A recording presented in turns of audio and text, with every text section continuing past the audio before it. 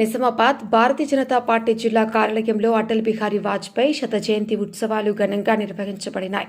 ఈ కార్యక్రమంలో ముఖ్య అతిథిగా అర్బన్ ఎమ్మెల్యే ధన్పాల్ సూర్యనారాయణ పాల్గొన్నారు. ఎమ్మెల్యే మాట్లాడుతూ అటల్ బిహారీ వాజ్పేయిని భారతరత్నగా, స్వాతంత్ర సమరయోధుల్లో ఒకరిగా పేర్కొంటూ ఆయన జీవితాన్ని దేశభక్తి, జాతీయ పునర్నిర్మాణం కోసం సమర్పించారని, జనసంఘ్ భారతీయ జనతా పార్టీ యొక్క ప్రధాన స్థాపకులు అయిన వాజ్పేయిని పార్టీ విజయవంతంగా నడిపించి భారతదేశానికి అద్భుతమైన సేవలు అందించారని, అటల్జీ పాలనలో విద్య, వైద్యం, మౌలిక సదుపాయాలు మెరుగుపడ్డా, ఆర్థికంగా బలపడింది మరియు ప్రపంచవ్యాప్తంగా దౌత్య క్షేత్రంలో ఎంతో గుర్తింపు పొందింది. పోఖ్రాన్-2 అణుశక్తి పరీక్ష, లాహోర్ డిక్లరేషన్ వంటి కీలక కార్యక్రమాలు అటల్జీ సేవలను మరింత వెలుగులోనికి పెట్టాయని తెలిపారు. ఈ సందర్భంగా అటల్జీ చిత్రపటానికి ఘన నివాళులు అర్పించబడినాయి. స్వచ్ఛ భారత్ కార్యక్రమంలో మున్సిపల్ శానిటేషన్ సిబ్బందిని సన్మానించి ఎస్సీ మోర్చా ఆధ్వర్యంలో పండ్ల పంపిణీ కార్యక్రమం నిర్వహించారు.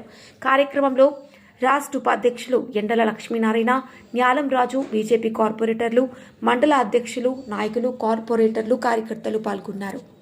ఈరోజు మహనీయుడు, అందరికీ ఆదర్శప్రాయుడు, భారతదేశ రాజకీయంలో తన ముద్ర వేసి మాజీ ప్రధానమంత్రి భారతరత్న అటల్ బిహారీ గారి శత జయంతి సందర్భంగా ఇందూర్ అర్బన్ నియోజకవర్గంలో ఓబీసీ మోర్చా ఆధ్వర్యంలో స్వచ్ఛ భారత్ కార్యక్రమం చేయడం జరిగింది.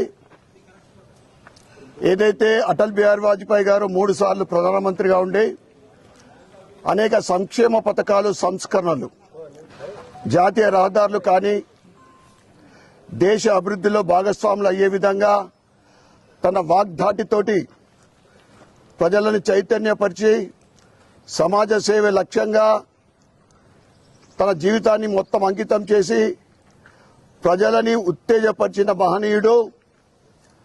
ఆయనని ఆదర్శంగా తీసుకొని ఈరోజు గత 10 సంవత్సరాల నుండి నరేంద్ర మోడీ గారి పరిపాలన జరుగుతూ ఉంది. నరేంద్ర మోడీ గారు 10 సంవత్సరాల క్రితము స్వచ్ఛ భారత్ అనే కార్యక్రమం చేపట్టినప్పుడు ప్రతిపక్షాలు నవ్వడం జరిగింది. అత్యధిక జనాభా ఉన్న భారతదేశంలో ఇది సాధ్యమా అని హేళన చేసిన వ్యక్తులే ఈరోజు ఏ వ్యక్తి కూడా ఒక రోడ్డు మీద చెత్త చెదారం వేయాలన్నా, ఉమ్మేయాలన్నా కానీ ఆలోచించే పరిస్థితి. మరొక్కసారి ఆయన శత జయంతి సందర్భంగా ఆయనకు ఘనమైన నివాళులర్పిస్తూ ఈ స్వచ్ఛ భారత్ కార్యక్రమం చేపట్టిన ఓబీసీ నాయకులకు మరియు అర్బన్ నియోజకవర్గ ప్రజలకు, జిల్లా ప్రజలందరికీ కూడా శుభాకాంక్షలు, శుభాభినందనలు తెలియజేస్తా ఉన్నాను. భారత్ మాతా కీ జై.